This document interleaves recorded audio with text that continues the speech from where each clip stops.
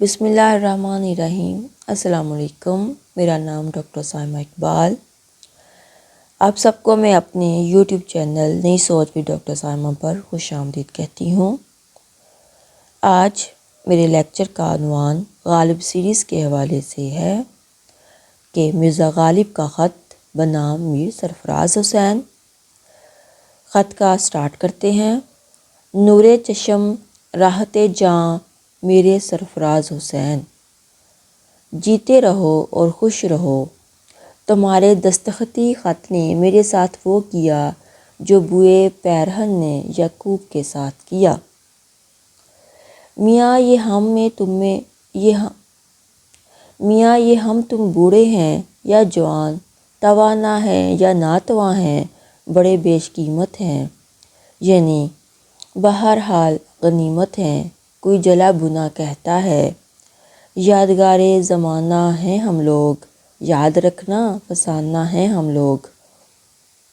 وہی بالا خانہ ہے اور وہی میں ہوں، سیڑھیوں پہ نظر ہے کہ وہ میر مہدی آئے، وہ یوسف مرزا آئے، وہ میرن آئے، وہ یوسف علی خان آئے۔ مرے ہوں کا نام نہیں لیتا، بچھڑے ہوں میں سے کچھ گنے ہیں۔ اللہ اللہ اللہ، ہزاروں کا میں ماتم دار ہوں۔ میں مروں گا تو مجھے کون روئے گا؟ سنو غالب، رونا پیٹنا کیا، کچھ اختلاط کی باتیں کرو۔ کہو میر سرفراز حسین سے کہ یہ خط میر مہدی کو پڑھاؤ اور میرن صاحب کو بلاؤ۔ کل شام یا پرسوں سے میر اشرف علی صاحب میرے پاس آئے تھے، کہتے تھے کہ کل یا پرسوں پانی پت جاؤں گا۔ میں نے ان کی زبانی کچھ پیام میرن کو بھیجا ہے، اگر بھول نہ جائیں گے پہنچائیں گے۔ خلاصہ اس کا یہ ہے، یعنی اس خط کا یہ ہے کہ صاحب ابن نہیں ہے نہ ہوں، غلام اشرف نہیں ہے نہ ہوں، اگر منظور کیجئے تو میں صوفی ہوں، ہمہ اوست کا دم بھرتا ہوں، بموجب اس مصرع کے دل بدست آور کے حج اکبر است۔ تم سے کب انکار کرتا ہوں، اگر مرزا گوہر کی جگہ مانو تو خوش، غلام اشرف جانو تو راضی۔ رات کو اپنے گھر میں باتیں بناؤ، دن کو مجھ سے جی بہلاؤ، قصہ مختصر آؤ اور جلدی آؤ۔ سید الور کا جو حال لکھتے ہو وہ سچ ہے، راجپوت ایسا ہی کچھ کرتے ہیں، مگر مہاراجہ مسلمانوں کا دم بھرتے ہیں۔ کچھ دن جاتے ہیں کہ یہ لوگ پھر وہاں آتے ہیں۔ کیا مجمع برہم ہوا ہے؟ مجھ کو کیسا غم ہوا ہے؟ تم اس جرگے سے جدا ہو، تم کو کیا اندیشہ ہے؟ میر قربان علی صاحب جیسا لکھیں ویسا کرو۔ میر مہدی صاحب سارا خط پڑھ کر کہیں گے مجھ کو دعا بھی نہ لکھی۔ بھائی میری دعا پہنچے۔ میر نصیر الدین ایک دن میرے ہاں آئے تھے، اب میں نہیں جانتا یہاں ہیں یا وہاں ہیں۔ وہاں ہوں تو دعا کہنا، میرن صاحب کے نام تو کچھ پیام ہے، دعا سلام کی حاجت کیا؟ دیکھو ہم اپنا نام نہیں لکھتے، بھلا دیکھے تو صحیح، تم جان جاتے ہو کہ یہ خط کس کا موصول ہے۔ اب جی یہاں پہ اس کے اینڈ پہ خط پہ غالب نے اپنا کوئی نام نہیں لکھا، ٹھیک ہے جی۔ تشریح: مرزا غالب کا خط بنام میر سرفراز حسین۔ آتے ہیں غیب سے یہ مضامین خیال میں، غالب سریر خامہ نوائے سروش ہے۔ غالب نے یہ بات اگرچہ اپنی شاعری کے لیے لکھی ہے، لیکن میرا یہ خیال ہے کہ غالب کی جو نثر ہے اس میں بھی یہی کیفیت ہے۔ غالب جب قلم کا استعمال کرتے ہیں تو یوں لگتا ہے کہ نثر میں جو باتیں تخلیق کر رہے ہیں، جو باتیں وہ لکھ رہے ہیں، وہ غیب سے آ رہی ہیں۔ جو مضامین غالب کی قلم سے نکلتے ہیں وہ غالب کے مضامین ہیں۔ پھر سریر خامہ کو فرشتے کی صدا سمجھنا چاہیے۔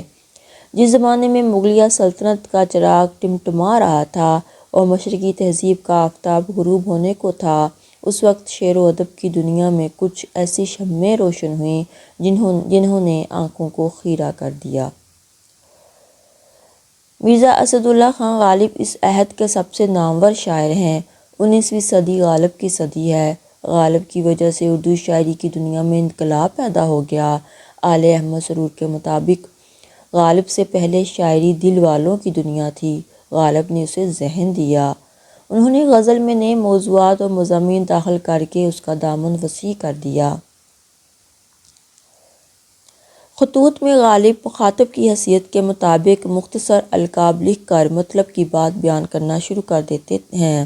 صرف القاب پڑھ کر ہی ہمیں مکتوب علیہ سے غالب کی ذہنی جذباتی وابستگی کا اندازہ ہو جاتا ہے۔ ان القاب میں بے تکلفی، بے ساختگی اور گفتگو کا انداز بھی شامل ہے، جیسا کہ میری جان، مرزا، میاں صاحب، مرزا غالب چھوٹوں کو مخاطب کرتے وقت اس طرح کے القاب استعمال کرتے ہیں، جیسا کہ سید صاحب، میری جان، برخوردار بھائی، نور چشم، راحت جاں وغیرہ۔ یہ وہ لوگ تھے جن سے مرزا غالب کو محبت تھی، بے حد پیار تھا۔ نور چشم، راحت جاں۔ میر مہدی حسین مجروح غالب کے سب سے پسندیدہ اور چہیتے شاگرد تھے۔ ان کے چھوٹے بھائی کا نام میاں سرفراز حسین تھا۔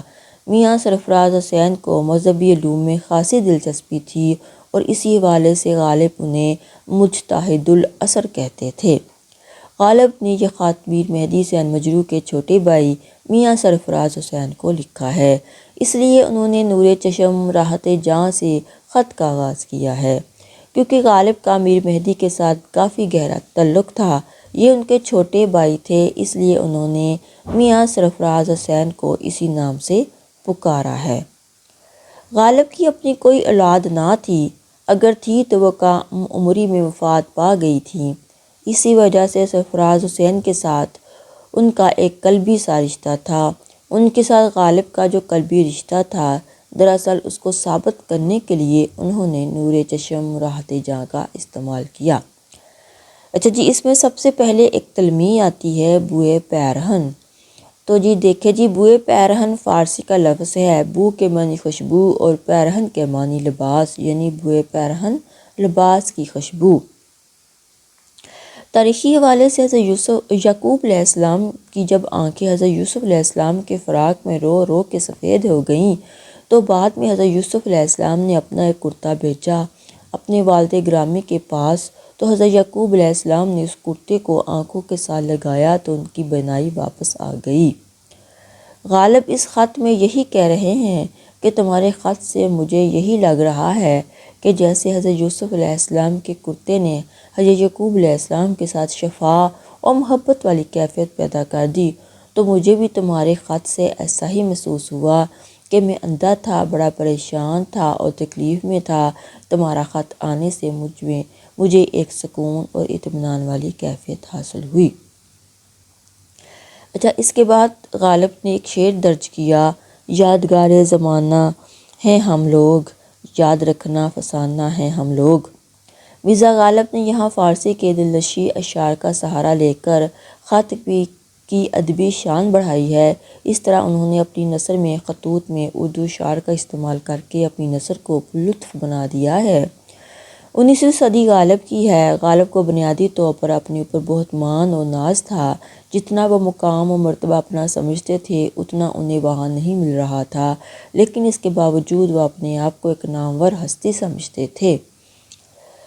غالب کے نزدیک ان کا فارسی کلام اور اردو کا کلام بہت کمال کا تھا۔ وہ اپنے آپ کو استاد سمجھتے تھے اور ان کے اندر نرگسی یا خود پسندی والی کیفیت تھی۔ غالب اسی خیال کو ہی شعر کے ذریعے بیان کرنا چاہ رہے تھے کہ ہم ایسے لوگ نہیں ہیں جو وقت کے خاک تلے دب جائیں گے۔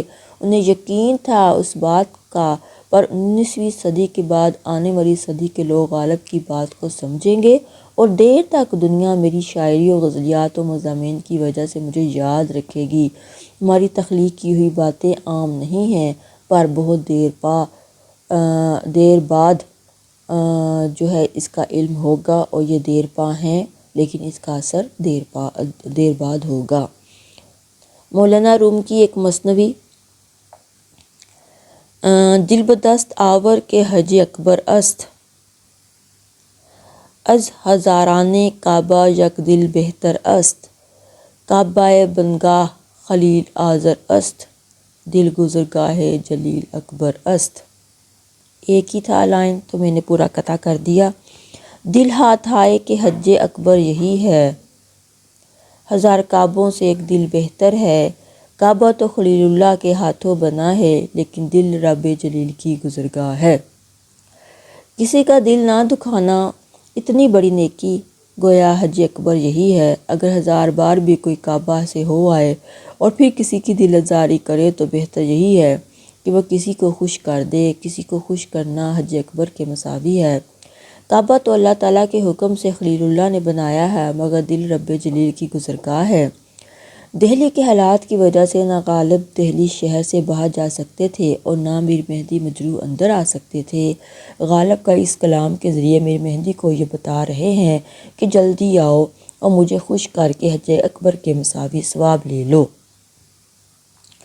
کیونکہ غالب کو تنہائی کی جو کسک ہے وہ پریشان کر رہی ہے، وہ اپنی تنہائی کا اظہار اس خیال سے کر رہے ہیں، جدائی کا دکھ بتا رہے ہیں، اقتباس وہی بالا خانہ ہے وہی میں ہوں۔ اس میں غالب اپنی تنہائی اور دوستوں کا بچھڑنا بتا رہے ہیں۔ کچھ دوست وفات پا گئے تھے اور کچھ دوست ان سے دور تھے، اور دلی کے حالات کچھ ایسے تھے کہ میل ملاقات کم ہو گئی، تو مرزا غالب کو اپنے دوستوں کی تنہائی مجبور کر رہی تھی کہ ان سب کو یاد کریں۔ ان سب کے دوست ان کے پاس آ جاتے ہیں، محفلیں لگتی ہیں، گفتگو ہوتی ہے۔ غالب اس کو یاد کرتے ہوئے کہتے ہیں کہ وہی بالا خانہ ہے وہی میں ہوں۔ بالا خانہ گھر کی اوپر والی منزل کو کہتے ہیں۔ اس خط میں ان کا یہ سب لکھنے کا مقصد یہ تھا کہ انہیں وہ سب کچھ یاد آ رہا ہے۔ وہ سب دوستوں کے ساتھ جو محفلیں لگتی تھیں، ان یادوں کی کسک انہیں پریشان کر رہی ہے۔ وہ یاد کرتے ہوئے کہتے ہیں، کیوں لگ رہا ہے کہ فلاں آئے گا اور ویسی محفلیں دوبارہ لگیں گی۔ اچھا جی، اب اس میں خط میں آنے والے لوگوں کا ذکر: مرزا قربان علی بیگ خان سالک اور شمشاد علی بیگ خان رضوان 2 بھائی تھے۔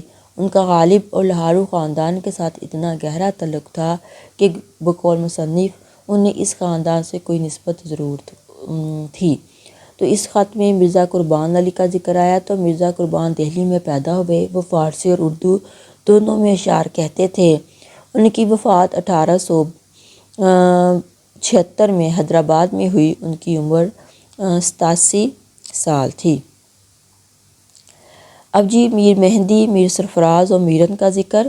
میر مہدی حسین مجروح غالب کے نہایت عزیز شاگرد تھے۔ ان کے والد کا نام میر فغار حسین دہلوی ہے۔ ان کے 2 بھائی تھے، میر سرفراز حسین اور میر افضل علی عرف میرن صاحب۔ مجروح 1833 کے قریب پیدا ہوئے۔ دہلی سے نکلنے کے بعد وہ پانی پت رہے، پھر واپس دہلی گئے۔ دہلی سے 2 بار معاش نہ ملنے کی وجہ سے نکلے اور اس کے بعد انہوں نے جے پور اور رامپور میں بھی اپنی زندگی کے بیشتر ایام گزارے۔ مجروح 15 مئی 1903 میں دہلی میں فوت ہوئے۔ مجروح کے کلام میں صفائی، شستگی اور سلاست ہوتی تھی۔ انہوں نے غالب کا مرثیہ بھی لکھا۔ غالب نے کل 50 خط ان کے نام لکھے۔ سرفراز حسین کو غالب مجتہد العلماء کہہ کر پکارتے تھے۔ میرن صاحب نے پانی پت، حیدرآباد، دہلی میں اپنی زندگی گزاری۔ مصنف اس کتاب میں مولوی عبدالحق کی بات کو نقل کرتے ہیں۔ مولانا عبدالحق فرماتے ہیں کہ کسی مرید کو شاید ہی اپنے مرشد سے ایسی عقیدت ہو جیسے میرن صاحب کو غالب سے تھی۔ ایک اور جگہ پر مصنف لکھتے ہیں، ایک مرتبہ ایک صاحب نے مرزا کا کوئی شعر پڑھا، اس میں کوئی لفظ بدل گیا۔ سن کر میرن صاحب فرمانے لگے، مرزا صاحب کا کوئی شعر غلط نہ پڑھنا چاہیے، گناہ ہوتا ہے۔ مطلب یہ کہ میرن کو غالب سے بہت زیادہ عقیدت تھی۔ آگے جی اینڈ پہ راجہ مہاراجہ کا ذکر بھی آیا اور الور جو ریاست ہے اس کا بھی ذکر آیا۔ تو اس میں جو راجہ ہے مطلب یہ ہے کہ راجہ سیون دھان سنگھ مسلمانوں کو بہت چاہتے تھے اور مہاراجہ کے حکم راجپوت مسلمانوں کو نکالنے پر تلے ہوئے تھے، اور آخر ایک ہنگامہ بپا ہوا اور سب کو نکال دیا گیا۔ تو یہاں جی ہر چیز کی میں نے وضاحت کی۔ اصل متن کو جب آپ پڑھیں گے اور اس کو پڑھیں گے تو آپ کو پورے خط کی جو ہے وہ سمجھ آ جائے گی۔ چلے جی یہاں پہ مجھے اجازت دیں، خط کو پڑھیں، اچھی طرح پڑھیں، سارا پڑھیں تو آپ کو سمجھ آ جائے گی۔ اللہ حافظ۔